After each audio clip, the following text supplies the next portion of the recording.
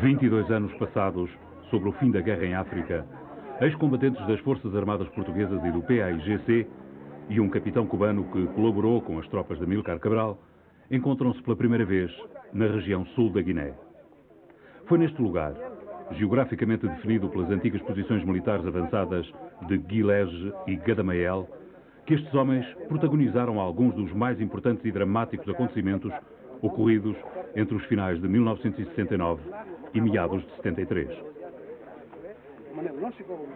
A pouco mais de uma dezena de quilómetros da linha de fronteira com o país de Sékou Touré, situava-se o aquartelamento de Guilege. Caracterizava-se pelo isolamento durante a maior parte do ano e pelas condições precárias de sobrevivência dos homens que o ocupavam. Mas também se caracterizava pela natureza fortificada dos seus abrigos subterrâneos, cujos vestígios ainda hoje permanecem vivos, como a memória do tempo sob o silêncio inquietante das matas. Por aqui passava o corredor de Guilege, o corredor da morte, como lhe chamavam os soldados portugueses. Era uma faixa de território e vegetação densa que ligava Candiafara, a principal base dos guerrilheiros de Amílcar Cabral na República da Guiné-Conakry, ao interior da antiga Guiné Portuguesa. Era um percurso sinistro, onde em 10 anos de conflito armado, muitos militares de ambos os lados perderam a vida ou ficaram feridos em combate. Que se você se estiver bem, eu vou. Qual é o caminho do baixo que você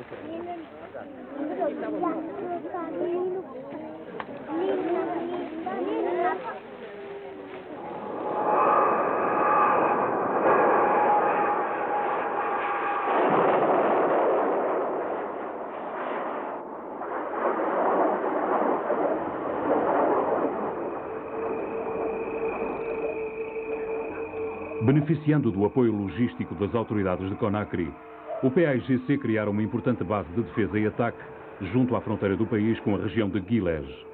Era dali que partia toda a organização da guerrilha. Na atmosfera de guerra que se vivia na região, soldados portugueses, como guerrilheiros do PAIGC, tiveram o mesmo fim e idêntico trágico destino. Foi a sul do território, nesta linha de fronteiras imaginárias do corredor de Guilege, que se travaram algumas das mais duras batalhas de toda a história da guerra em África. Mas foi igualmente aqui que o exército português obteve alguns dos seus maiores sucessos militares, que impediram o PAIGC de conquistar mais cedo uma região que acabaria por lhe dar o acesso facilitado ao interior do território. Devido à proximidade da fronteira com a Guiné-Conakry, o PAIGC havia concentrado na região um importante número de efetivos. E se isso lhe trazia vantagens do ponto de vista do domínio no terreno, também lhe trazia enormes inconvenientes. Do lado português, eram as emboscadas e as minas de pessoal e anticarro que mais perturbavam e desmoralizavam o espírito dos soldados. Sobretudo as minas, cujo rebentamento espalhava quase sempre a morte e o terror.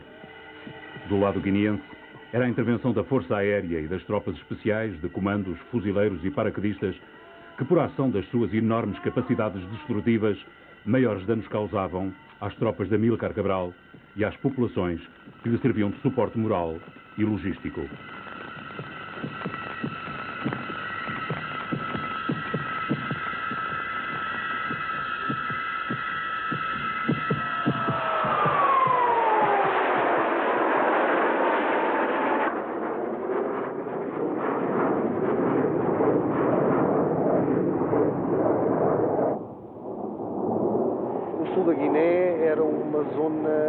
Particularmente difícil.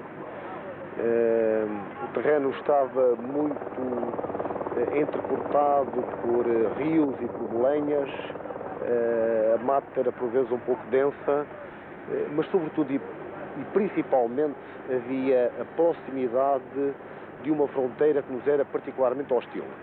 Era a fronteira da Guiné-Conakry, onde o PAIGC tinha de facto muitas bases e com facilidade atravessava a fronteira para flagelar ou criar grandes dificuldades às tropas portuguesas.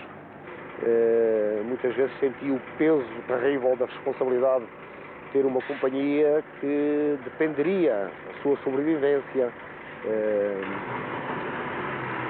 dependeria das minhas decisões. E tinha que ter um cuidado extraordinário nisso, era sempre um peso terrível, não cometer erros táticos, fazer os patrulhamentos, os deslocamentos, os estacionamentos, sempre em grande condição de segurança, procurar sempre que o inimigo na altura, não é? Agora já não é, o inimigo não se apercebesse desses movimentos, tentar cair-lhes de surpresa e nunca ser apanhado. Durante anos, o responsável militar do PAIGC da Frente Sul da Guiné foi o mítico comandante Nino. Era ele quem dirigia a guerrilha e, com a ajuda de cubanos, instrutores chineses e guineenses formados na China, ensinava e praticava a arte da guerra. Essa zona foi bastante difícil. Eu lembro que todas as vezes, todos os dias para cá, aliás, que passava cá os nossos guerrilheiros, havia sempre um vítima. Caía nas minas, ou perdia uma perna, ou então caía numa emboscada e havia sempre morto. Mas era o único acesso que nós tínhamos, não tínhamos outra saída. Sempre a Mica dizia isso, que era para sempre manter a nossa presença em todos os apartamentos, para que os portugueses se sintam que não estão à vontade. Isso é que essa foi a nossa atuação de sempre. Perdemos muitos homens nessas matas.